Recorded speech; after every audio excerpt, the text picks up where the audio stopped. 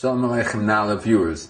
This is Rabbi Hershel Reichman with a short Hasidic insight into the Parshat of Toldot. Our shiur is dedicated to the memory of Rachel Bas Reb Chaim Tzvi Oleh Shalom, and I'm taking some Torah from the Nesiva Shalom, the Hasidic Sefer written by the Slonimer Rebbe, Zachon Tzag V'Vracha.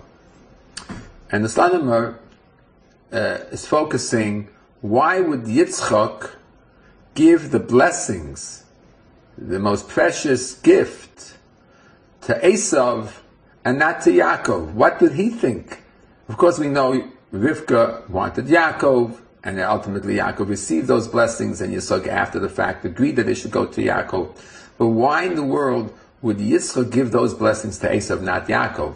And Slonimer, Nesiva Shalom, suggests the following idea.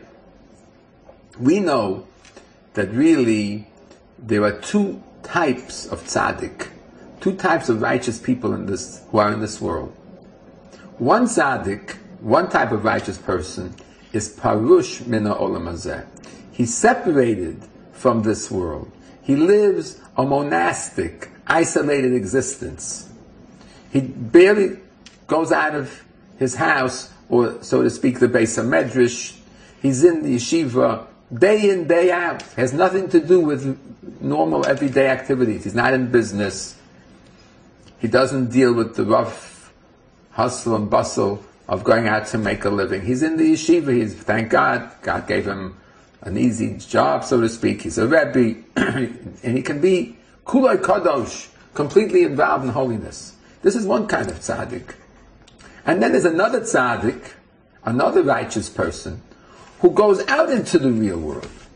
And in that real world, he's challenged continuously and tempted by all the evil out there and all the pitfalls of living in the real world, whether it's in business or relationships of men with women or any other kind of activity, entertainment, recreation, and so on and so forth. He's tempted with the empire building, with the seeking of wealth, which is maybe perhaps today the greatest of all temptations in the United States.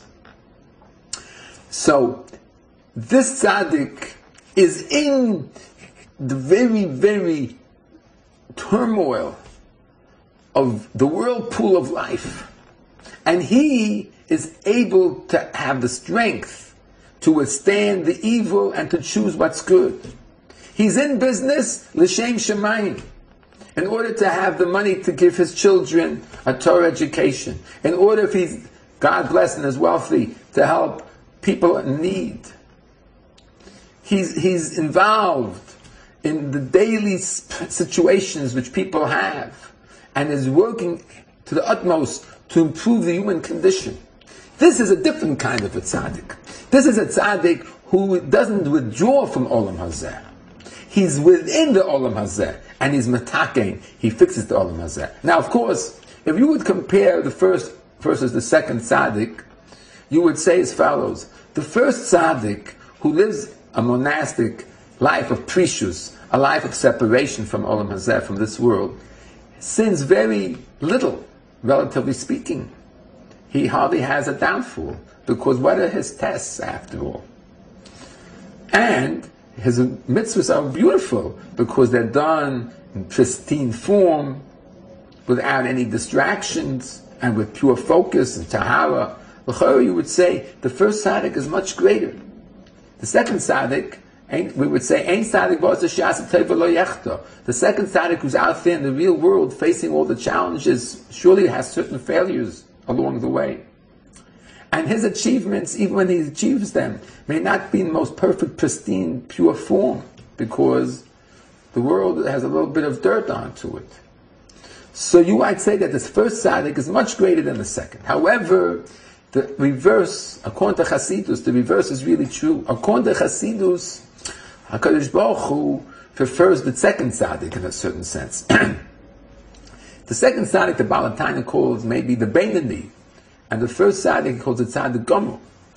The Beinani, the one who has to struggle with the challenges of this world, the one who has certain downfalls, but overcomes them, is greater, because God made us flesh and blood. If God wanted just angelic humans, why would he give human beings flesh and blood? Why would he put us into this world? Why is it that facts of the life are that 98% of people must be out there in the real world, making a living, dealing with other people day to day, outside the Beis Medrash? Only 2% or so can sit in the Beis Medrash. That's the way life really is. You can't ignore that. So why would God do that? Was he condemning the 98% to a lower level? Or maybe the opposite is true.